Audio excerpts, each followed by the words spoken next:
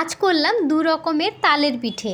ব্যস্ততা ভরা এই জীবনচক্রে এই সব পিঠেপুলির কথা তো ভুলেই গেছি। এত ঝামেলা কে করবে।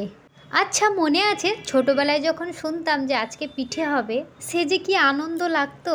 স্কুল থেকে ফিরে দেখতাম মা জেঠিমারা পিঠে বানানোর জন্য খুব ব্যস্ত থাকতো। কেউ চাল গুঁড়ো করতো, আবার কেউ নারকেল ভাঙতো, কেউ বা তালের রস বের করতো। এই দেখো আমার তালের বড়া হয়ে গেল। এতে দিয়েছি সুজি, ময়দা, চালের গুঁড়ো, চিড়ে, নারকেল, তালের রস আর মিষ্টি স্বাদ মতন দিয়ে এই যে গরম গরম তালের বড়া করেছি। আর এদিকে আরেকটা তালের পিঠে হবে। এই যে মা ব্যাটাটা তৈরি করে দিয়েছে। এতে বেশি কিছু লাগেনি, এতে লেগেছে চালের গুঁড়ো, তালের রস, নারকেল।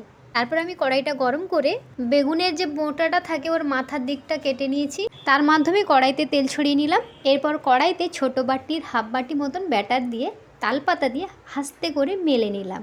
আর কিছুক্ষণের জন্য ঢাকা দিয়ে দিয়েছিলাম। ঢাকা তুলে এই যে আমার তালের পিঠে একেবারে রেডি। পাকা তালের মিষ্টি গন্ধ আর নরম তুলতুলে এই পিঠে খেতে যে কি অতুলনীয়।